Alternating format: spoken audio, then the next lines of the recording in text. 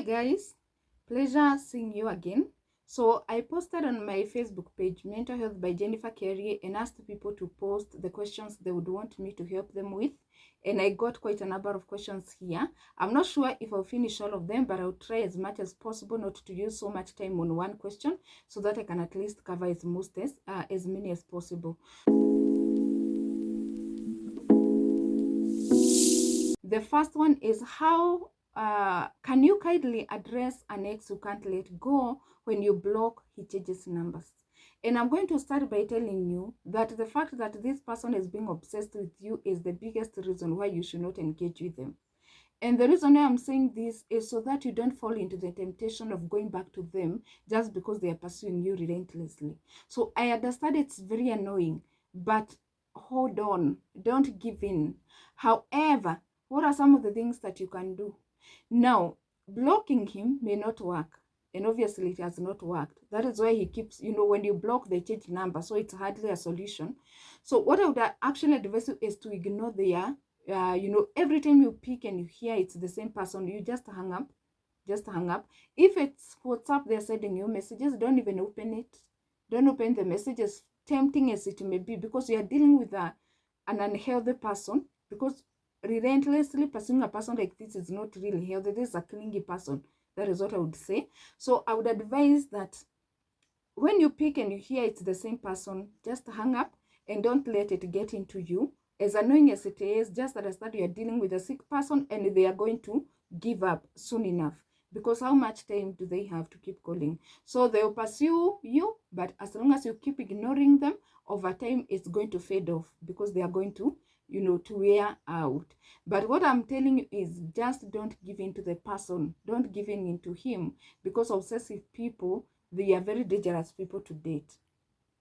So number 2, I saw a post about how you can live with a narcissist. And others say that it's better that you leave. So which is which? That is the question that was asked by this, one of my followers. So I'm going to be really honest with you. I'm yet to come across a narcissistic person who used to, of course, take their lover or their spouse to through narcissistic abuse, and then they reached a point and they went for therapy and all that, and they recovered and they are now good. I'm yet to come across such a case. So what am I telling you? That staying with the person is too much of a gamble. It is too much of a gamble in my view. What I would instead advise you is you first save yourself, because narcissistic abuse can really leave you like looking like a zombie. You don't even know yourself. You can't even do the things that you're supposed to be doing or that you used to go or that you are created to do. So what I would tell you is first save yourself. Ensure that you come out of whatever relationship you have with this person, and if you need to go for therapy, go for it so that you can be able to detach from the person, because it may not be easy to just leave. And then when you are out there, perhaps you can try to assist them, but it's also very tricky. I would actually advise that you let the people help them instead. Take them to whatever help they need. The reason why I'm saying all this is that the biggest challenge we have with narcissistic people is they never accept they have a problem. They have a personality issue. It's a personality disorder, narcissistic personality disorder. And whereas it can be treated, it would only be treated if a person accepts they have a problem and commits to a long process. Because I'm not going to lie to you, it's not something they can just, they wake up one day or they take 1 month and they are all well. Being a personality issue, it means it has been, it's part of who they are. So trying to help them manage whatever they do, of course, will take a lot of commitment. And that is where the problem comes in, because many of them don't accept they have a problem unless they want to manipulate you. So if you want to leave, for instance, and they really see that you are going to leave, they can say, okay, now I know I'm the one who always have a problem and I'm now going for therapy. Kindly give me a chance, blah, blah, blah. It's meant to keep you. So what I would tell you is don't, you don't help a narcissistic person by staying. In fact, by staying, you're enabling them, because you are their fodder. That is what I say. You are what enables their behavior, because it's you they are abusing. So as long as you are there, their behavior will continue. So what I would tell you is to save yourself first and then try to help them from outside. And if you realize they are not willing to get help, they are not committed, please just keep off. But even better, allow them, let their people help them instead. And I know you're going to go through a lot of character assassination if you do that. But sometimes you just have to do some of these crazy things to save yourself. Because if you continue staying, you are going to lose yourself. I can assure you of that. Now, before I proceed, I have a favor to ask you. If you are yet to subscribe to my channel, kindly do. I'm taking this break to allow you to do it. Subscribe button, hit it. I assure you it won't even take you 5 seconds. I really appreciate it. It means a lot to me. God bless you. So, the next question. Hi, Jennifer. Why do you deal with a judgmental person who always judges you and he has not listened to you? Yet he's a person you can't tell anything. Clearly, as you may guess, my viewer, this is a person who has issues maybe rooted in their childhood or in their relationship, past relationships. They became very untrusting. They also became, they are very fearful of being hurt, fearful of being hurt. So to them, it's everyone is guilty until they prove themselves innocent.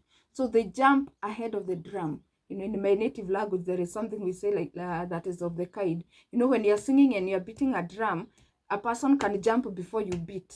You tap the drum. So this is a person who is doing that. They don't want to be hurt, so they would rather judge you. Clearly, this is a person who is deeply wounded. That is why they're behaving like that. So what am I telling you? This is more about the person than you. It's more about the person than you, because they need to realize that they are wounded and they need to heal from whatever it is that they were taken through. Now, I don't know. Chances are, the thing is, if you're married to the person, chances are, if you tell him or her that they have a problem, they are not going to hear it. And it's because mostly, people who are in marriage, and especially if it is not stable, it's like a competition kind of. So I don't want to admit I have a problem because this is going to give you a win over me. So chances are, if you are the one to tell them, they will not hear. So what I would tell you is, if you can be able to convince them to see a therapist and let the therapist help them, that would be better. Or even better, suggest that you go visit a therapist, the two of you. So don't make it look like they're the one who have a problem. Just tell them that I feel we have a challenge that we need to be assisted with, and then go together to a therapist. And then let the therapist be the one to tell this person, I think there are some issues you need to deal with, and I'm going to assist you in doing it. However, if this is a person you are dating and you realize they are very judgmental, I would tell you, this may not be the kind of a person you need to date. So what I would tell you is, you need to inform them that I feel there is an issue you need to be assisted with. If they are not open to healing, I want to be honest with you, this is a person who you are going to have a hard time once you get married to them. So consider that. And don't get yourself into fire when you can see it. But yes, this is a person who has issues. And also you can share with them some materials. Like I have a very nice ebook which goes for only Kenya shillings, 200 shillings, on childhood wounds and relationship wounds. So you can even get them that, share with them, and let them be able to see where their problem is coming from. Otherwise, you can also, if this is a person you are married to already and they are not even open to healing and all that, and you don't want to leave them for this sole purpose, I would tell you that you need to tailor-make your conversation to them. And what I mean is, you need to know the kind of things you cannot tell them, the kind of things that, you need to deal with, or, deal with your friend, or, you need to determine what are they most judgmental on, and then limit such conversations with them, because otherwise it's going to be really hard on you. The next question, at least we are moving. I think we're on the 5th one now. Yes, 9 minutes into the video. I'm hoping that you can finish by 20 minutes. So the other one is a man supposed to be secretive to you while dating? I have a fiancé and he's very secretive. He doesn't share with me about his plans. What can I do? Should I quit this relationship? I've been complaining for long, but no changes at all.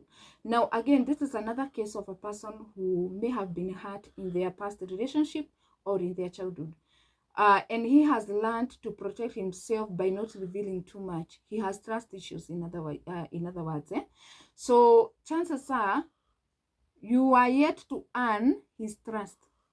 And you may not earn it, by the way, because if he doesn't heal from whatever issues he's having, then you'll never, reach his benchmark of being enough for him to share with you his issues. So you have not earned his trust. You may not, you may never do. And if that is the case, then this is quite a concern. However, I also need to mention that it also depends on how long you have been with a person, because you don't expect that you be the person within 1 month or 2 months and then they are spilling everything to you. Actually, that can be a sign of a person who has issues. So if you have not dated for too long, again, it could be he's taking time to know you. So there may not be anything malicious, but he could be taking time to know you before they can share with you their plans. And also you need to say, you need to know something, that dating is different from marriage. So there are things he may not share with you, but he will share with you once you get married. There are details, intrinsic details of what they are doing and what they have and all that they may not share with you until you tie the knot. And as long as it's not a detail that is so damaging, I don't see a major problem with it. So of course we want a person who can really share with us everything they are doing, but sometimes it's nothing to be so much concerned with. But you need to observe them, because it could be an indication of trust issues and the fear of being hurt and so on and so forth. Now, the other one, I broke up with my 3 years boyfriend this year and I'm having a hard time moving on. Actually, he dumped me. That is what hurts me the most. Now, I need to first refer whoever asked this question to the video that I did immediately before this. I called it reasons why you are finding it hard to move on from a heartbreak. That is going to inform you a lot. You are going to learn that one reason it could be that the person was taking you through emotional abuse. Because people who have been taken through emotional abuse, they really have a hard time moving on, because they are left feeling like, they can't survive with this person, or no one else can love them, they are ugly, and so on and so forth. Also, that you could be trauma bonded with the person. Also, another explanation is you have invested or you abandoned other areas of your life. And now from those points, you can now pick each and every one of them and work on yourself along those areas where you messed up. And also, another huge explanation as to why you may not be able to move on is that you had sex with them. I don't know why we never get this, dear ones. When you have sex with a person, there are certain ties that develop between the two of you, and they can make it very hard to move on from a person. So actually, if you are listening to me right now, if you are in a relationship, the first way to safeguard yourself from being tied to this person, so that if they ever hurt you and you will not be able to leave, the first thing you need to do is to make sure that you're not having sex with them until you get married. That is going to save you a ton. So those are some of the explanations. So then what do you do? Honestly, if it has been so long, you take months, you take a year or two before you're able to move on, you'll need the assistance of a therapist, because there are things this person could have planted into your head that are really keeping you, from moving on. They could have really interfered with your thinking, the way you look at yourself, the way you look at life, the way you look at men, and so on.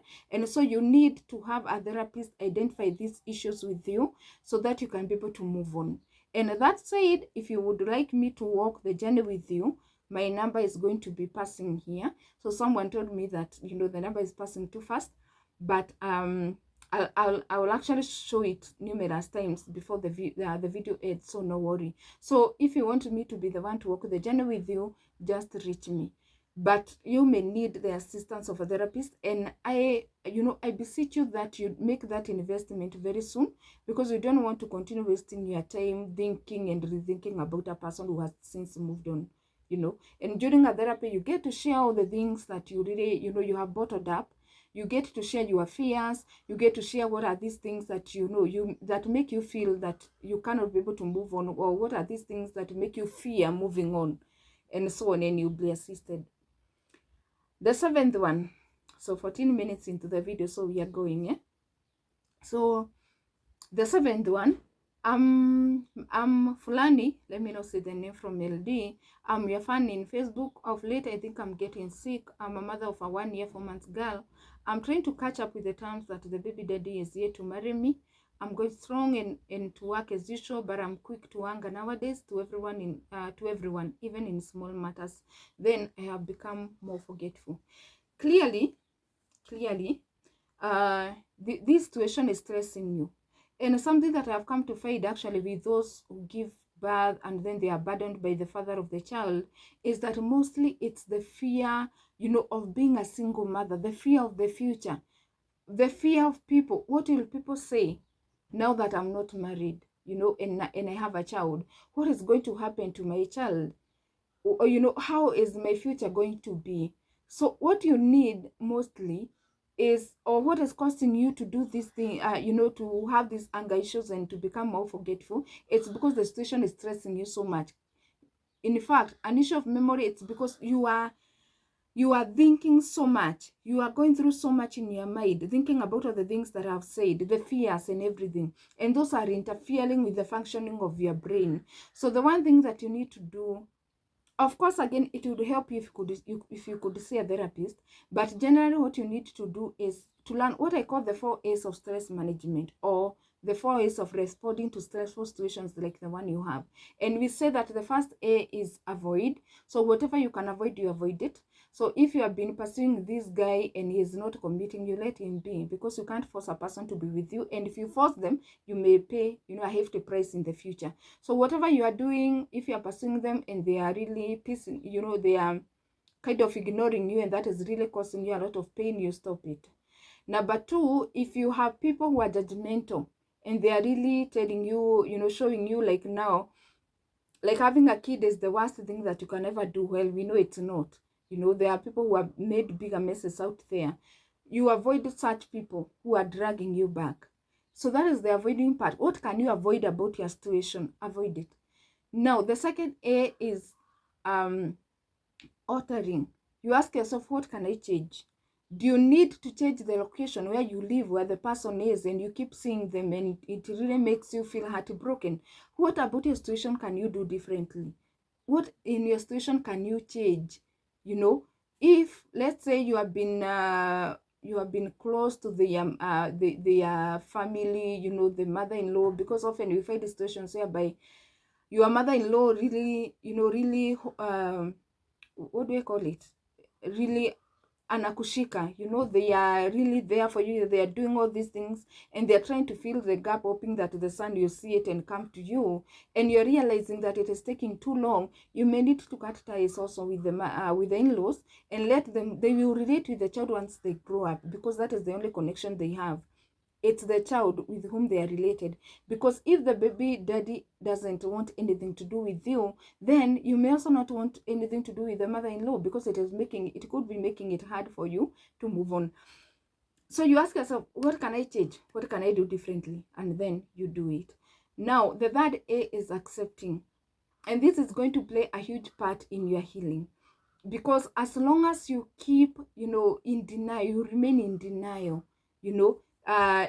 not really accepting, agreeing that yes, I'm here, I'm now a single mother, this baby daddy may never commit to me. As long as you don't accept, it is going to be extremely hard to move on. It is going to be extremely hard to adjust to the situation, and it will be stressing you, it will be annoying you, it will be angering you. So you need to accept. And I want to assure you, my sister, that having a baby out of wedlock is not the biggest issue that you can have. It's not the elephant in the room. People, and I'm sure there are some who may be even watching us here, or who may be with us here, they have bigger issues that they're dealing with. So just, you have a job, my dear. Just bring up your child, adjust. In fact, the 4th A is adapt. Adapt to your situation. What are the things that you need to do so that you stop depending on the baby daddy? Of course, they have a responsibility to bring up the child, but if they are not showing up, and maybe you have tried other options like going to the children's office and it's not working, bring up your child, accept that you are now a single mother, which is not a curse, I can assure you. So just work on yourself, heal, bounce back, and I can assure you, you're going to have a bright future. And also, by the way, before I even move on, I have an ebook or an e-guide on how to deal with anger, for the anger part. And also, I may also share with you the notes on the 4 A's of managing a stressful situation. So just reach out to me and I'm going to share them with you for free for watching this video, of course. Now the second last, oh yeah, we're about to finish, and I think I'm going to skip that. First I answer another one that I had skipped here, because that last one is quite huge, so I want us to, you know, to commit enough time to it. Hi Jennifer, my question: what are the effects of not having enough sleep as an adult? Of course, it's going to affect your health, both your mental and your physical health, because you're supposed to have enough sleep, and it's actually a huge part of self-care. Because think of it this way: your machine is like, you know, your brain is like a machine that was running the whole day. So at night it needs to recover, and it also needs to process whatever it was, you know, it collected and dealt with the whole day. So you need enough rest, enough sleep for your brain to function at the highest, you know, at the highest level. So it's going to affect your mental health. It's also going to affect your mental functioning, and over time it may also spill over to physical issues. So you need to sleep. You need to sleep enough, 7 to 8 hours generally. It's something, by the way, myself, I really strive to achieve, because I don't want a life whereby I'm not sleeping enough. It's not something that I desire. There is a time I was, you know, living such a life because of the job that I was doing. You find yourself, you slept 4 hours, 5 hours, and, you know, you just feel messed up, mental confusion, anxiety, and everything, because your brain never got a chance to, you know, to process everything and to just re-energize, if I may put it that way. So the last question, I'm wondering whether I should read. It's a whole long message, and I think I won't read the whole of it because I had read it. I'm going to kind of summarize for you. So hi Jennifer, I got married at 19 years. I decided that that is not, after 6 years, so I got married at 19 years. I decided after 6 years that that is not the kind of a life that I want to live. So the guy was violent, abusive, and irresponsible. He used to take alcohol, and everyone I talked to told me that I'm the only one who can change him. I don't know how. After my very own pastor, because told me that God hates divorce and I should pray for him and be a submissive wife. The things I did, washing his pee while he would even pee on himself while drunk, spoon feeding him while drunk. When he slept on the floor, I would cover him with a duvet and put a pillow. Kumutoa viatu asilale nazo, so like, you know, helping remove his shoes so that he doesn't sleep with them. I literally did everything to this person. One day we had an argument and he became violent, and I asked him whether he would want our daughter to be married to the same, you know, to that kind of a person. You know, the way he was treating me, would you want our daughter to be treated like that? And he said no. And that is when I knew that this guy knows what he's doing. I stopped doing everything I used to do for him, and he started saying that I've become proud, and I've even stopped loving him. That is what, you know, in Kiswahili we say mjinga akierevuka mwerevu yu mashakani. So if you are full and you become clever, of course, you know, the clever one is the one who is in trouble. So he said that, you know, this lady stopped loving him. I left on January, and on February the guy got saved, and he's even going to church. Amekuwa akituma different people kutoka church to talk to me at nirudi, but I can't dare go back. Kuna this lady he sent, and she told me if at all this guy backslides, if I don't go back, I will be answerable to God. He sent me this message in the morning, the guy. What if it was the other way around? You be the one that you are looking for me and I'm ignoring me. What would you feel? So that is what the guy asked her. I have warned him to stop sending people to come and talk to me because I'm not going back. We have 2 kids together. Will it be wise if I cut communication and block him? So that is the question of that this lady has. So one thing she is sure is that she's not going back, of which I kind of agree with him, with her. Now, this is what I would say. If a person waited until you left and that is when they got saved, I'm not sure. We cannot be so sure whether he really genuinely got saved or it was just a knee-jerk reaction. So you may make a mistake and go back at this point, and then they resume their former self. So if at all you are to go back, even if you were to do it, I would advise that you first give him time and watch him. And I mean a lot of time, you know, like 1 year, 2 years, 3 years, and see whether he will maintain his salvation, because he never got saved to have you. If he got saved to have you, then that is just, you know, it's just a trick, and he's going to lure you back into his life. And if at all he never got saved to love you, or to have you, why on earth would he stop being saved because you have not come back? So that is the ultimate test, you know. Just observe him 1 year, 2 years, 3 years. And by the way, if you happen to get a person and you want to move on, just move on, because of course you gave him enough time to change and he didn't. So no one can actually question you. But observe him before you even think of change, you know, going back. So I agree with you 100%. Now, is it wise if you cut communication and block him? Now, I need to clarify here that you have 2 kids together, and you said that, and these children still have a right to their father. So, but you may need to make it clear to him that there are no longer chances of you getting back together. If he wants, he can have access to his children. And of course, to avoid chances of him abusing that chance and, you know, doing things to you, I would advise that you go to the children's office and have a structure on how the 2 of you can cooperate. And then you can proceed and do it without having the intrusion and the confusion of a person, you know, trying to mess you up, just because, you know, you are cooperating with them. So I would not really advise that you block him without agreeing on the issue of the children. If at all he's a person who is interested. If he's not interested in bringing up his children, it's okay. You know, you can't force a person. And if you are capable of taking care of the children, you just take care of the children on your own, financially, I mean. Just do it. Look for a father figure, help filling the gap of not having a father, and move on with your life. Now, for those who are trying to make you feel guilty for not going back, and even himself, you try to do it, just don't fall for that, my dear. Just don't do it. Don't do it. It's only a few months since the guy got saved, so you don't even know why he got saved in the first place.